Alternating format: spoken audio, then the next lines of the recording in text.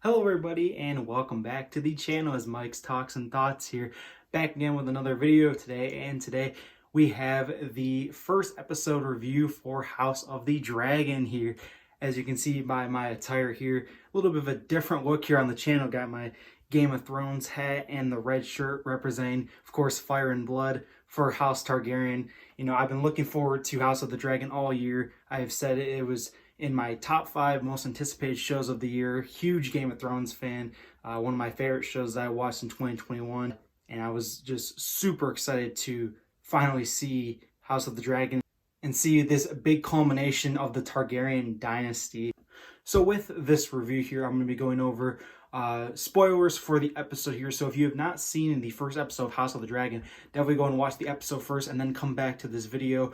That is going to be throughout all of the videos in this series. They are going to be spoiler alerts, so definitely make sure you watch the episode first before coming in and watching the video. But I love talking the spoilers with you guys and always want to hear your thoughts down below in the comments section. And if you're new to the channel and you like TV and TV related topics, I definitely consider hitting the subscribe button. So here for House of the Dragon, this was just an absolutely beautifully shot episode. The cinematography, it really holds up to what Game of Thrones has. Just so beautiful and so eye-catching. Feels like you're in a movie, in a cinematic experience with the dragons and the scenery. It felt so great to be back in that setting here in Westeros. It was just absolutely great. I think that it's even better than Game of Thrones cinematography at points. It was just breathtaking. The dragons look better than ever before.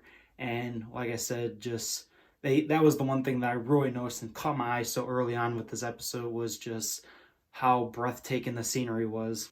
And for the first scene here, we see a little bit into the past before we get into the main focus of the storyline. We see King Jaehaerys, and he is over there trying to decide between who is going to be the next heir to the Iron Throne. Is it going to be his eldest kid, which was Princess Rhaenyra, or is it going to be the first male heir in Viserys? And we see that he appoints Viserys as the king of Westeros.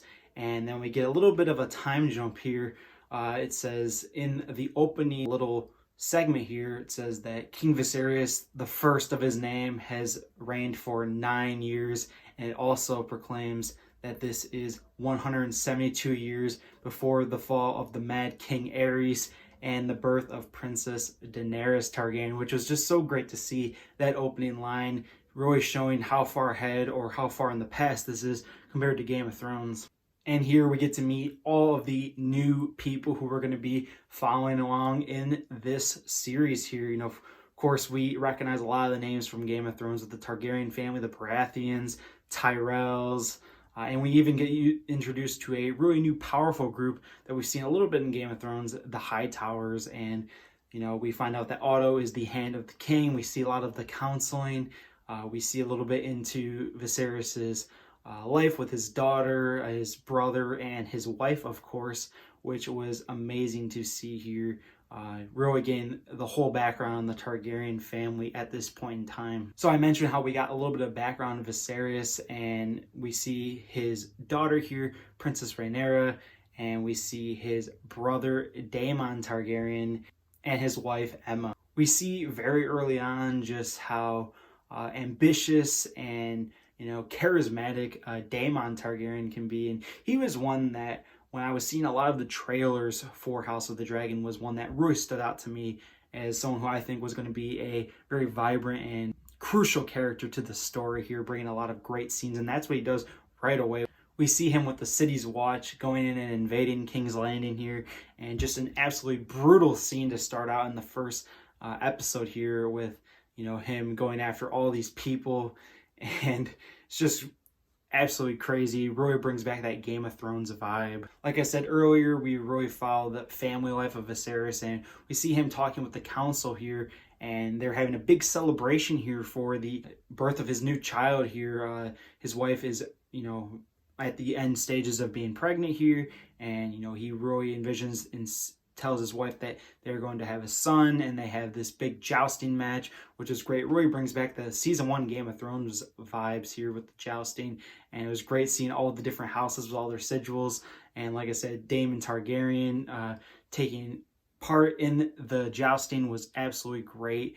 One of the best aspects of the episode. I think that, of course, the jousting, goes crazy, and we see even a crazy fight that breaks out because of the competition that they're in, and just watching each and every one of the characters look upon what's going on. So breathtaking and so great to see. But during the jousting, of course, we see how Emma, King Viserys' wife, is finally giving birth, but with not the modern technology and medicine that we have nowadays in the current world.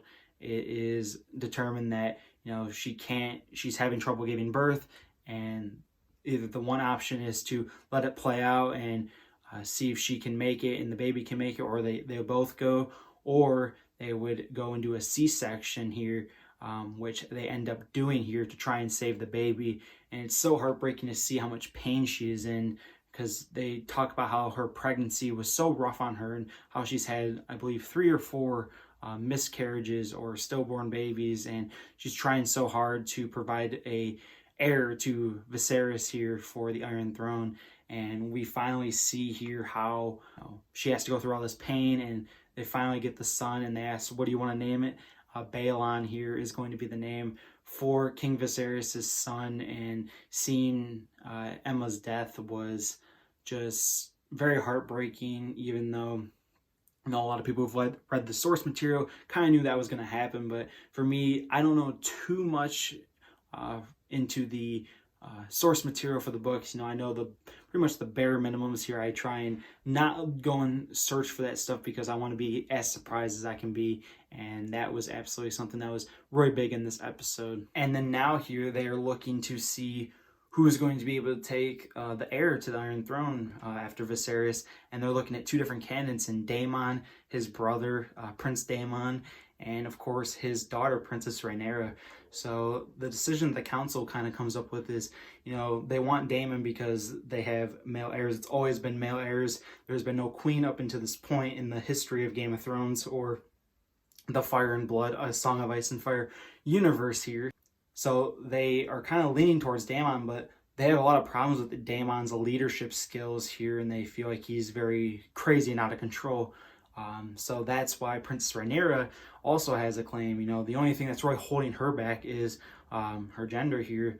Of course, being a female, they did not have as much say or as much power back in the House of the Dragon days here. But as we see the conversation between Viserys on the Iron Throne and his brother Daemon, he kind of makes up his mind, saying that he wants his daughter to be the heir. And that's kind of how the episode ends, recognizing her as the next heir to the Iron Throne. And it really does such a great job building these new characters in for the first episode, and bringing back that Game of Thrones vibes and scenery. And so great to see after being off of the air for about 3 years now, finally coming back into this universe. And like I said, cinematography was absolutely top tier, some of the best that I've seen in a long time. The characters were absolutely phenomenal. I can't wait to see. I think Daemon was the standout of this episode. Daemon Targaryen. I think he's going to be a big role, and probably going to be my favorite character moving forward. He's just, he's evil right now at a point. People don't like him, but for me, he's just so charismatic and absolutely has the most personality, I feel like, of all these characters that we've seen so far. And I think we're going to get even more characters introduced. We want to know more backstories on the different houses. Like I said, the 9 noble families are great, and even learn more about these new different families who we really didn't get to see much in Game of Thrones. So yeah, for the first episode here for House of the Dragon, I'm going to give it a 9 out of 10. Absolutely phenomenal episode here. I think it was just great hour of television. Can't wait for next week to watch episode number 2. Leave down below in the comment section your favorite moment from the first episode of House of the Dragon and your favorite character. Personally, for me, it's Daemon, but I like to hear yours as well and see if we agree. So yeah, that's going to do it here for the House of the Dragon review. I will be back next week with episode 2 throughout the rest of the season, and then doing a season review and possibly even a character's tier list for season 1. So take care, everyone, and peace out.